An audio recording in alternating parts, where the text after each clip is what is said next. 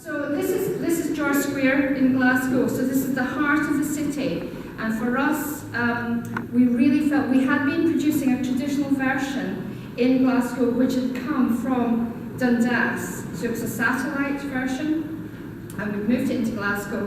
We'd been performing that for 4 years, and it wasn't working for us. The audience was not increasing. We were getting school children coming, and that was increasing, but the general public was not increasing. It was averaging out 600 of an audience on a Saturday. And for me, that was the big question, was why is this not working? It works in Edinburgh, it's worked in Dundas, why is it not working here in Glasgow? And that was the big key for me. And we took a very hard decision to stop doing the play.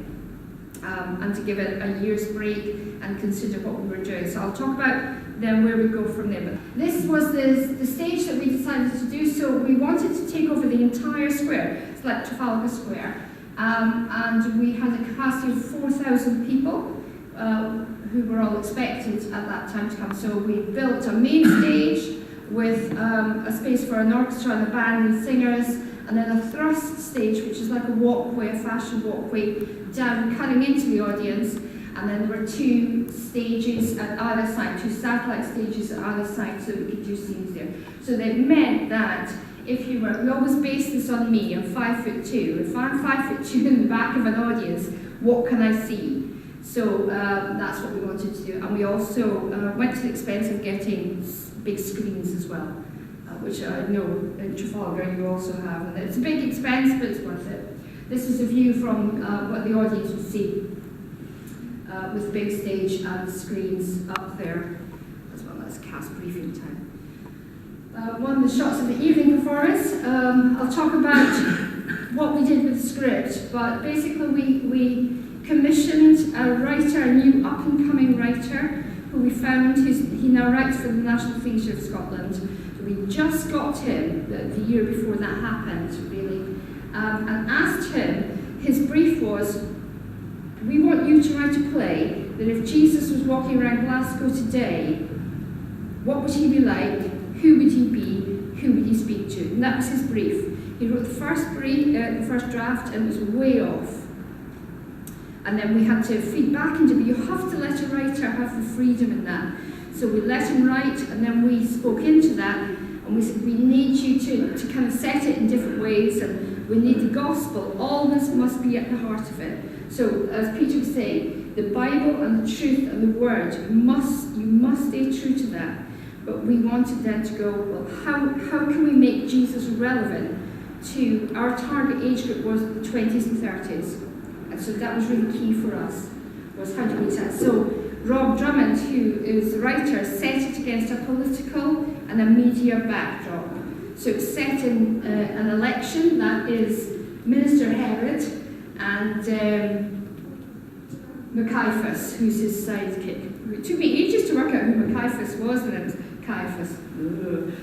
I read the script. So that is them plotting that.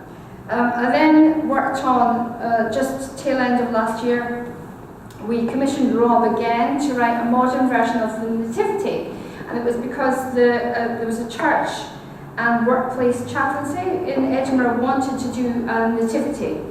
And when I spoke to them, my first question when somebody says, I want to do a passion play or a Nativity, is why do you want to do that and who do you want to reach? And where we wanted to reach was right in the heart of the business community in Edinburgh. And it's a square, it has the BBC big screen for the Olympics and things like that. And my challenge to them was, actually, I think you need to think about doing a modern production. And so they were very brave, foolhardy, didn't know me at all. And so we commissioned Rob to write it. And so this is Joseph and Mary. And they just became a young couple who were in love, just in love with each other. That's all they were. The wise men became people like Professor Brian Cox, astrologers and professors and things like that.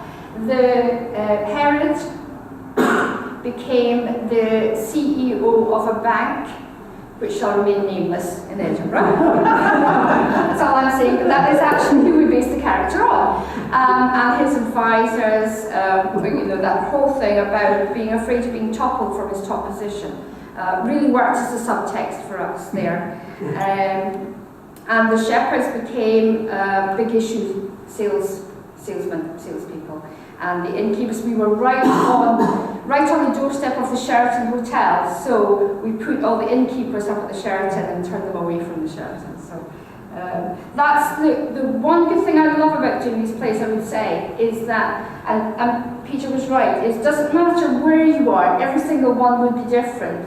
And it's about finding your space and making the place work for that. These places are about taking the gospel out into the marketplace. Sorry, I get very passionate about that, but that's what it's about. And it's about using what you've got. It doesn't matter if that's a city centre, or it's a prison, or it's a field, or it's a lock, or whatever it is. Use your natural surroundings. And we put a very fast montage on the birth of Jesus. And what there was on the big screen was a montage of pictures and images that I had found of paintings of Jesus from birth to death. So that actually, when we talked about the birth of Jesus and the babies there, the image that the audience was looking at was the crucifixion. We had looked at doing a modern version in Edinburgh and actually felt it wouldn't work in Edinburgh. It's a different feel, it's a different city. And I remember thinking, but a modern version wouldn't work in Edinburgh yet. They still need, and the traditional version works for them. But in Glasgow, it's a roar, it's an earthier community, and the traditional version didn't work for them. But that did. So you need to think about why you're doing the play and who you're trying to reach. If you go back to the history of these plays, it was about the church recognising that society was illiterate, and so they had to communicate the gospel in some way. We live in a biblically or spiritually illiterate society. So, in essence, what we are doing is the same thing as they were doing in the 12th century. Is that we have to find a way of communicating the gospel in a way that is relevant to the people of today. And that friend of mine went to some Christian friends, and they said that the strong working men were in tears. They were so affected by it. And somebody said the church has left the building. And I thought that was just such a... And I think that's really what you're kind of talking about. This thing about the church has left the building, in the sense that, if it's not quite happening in the building, then people are having an experience of church outside the building.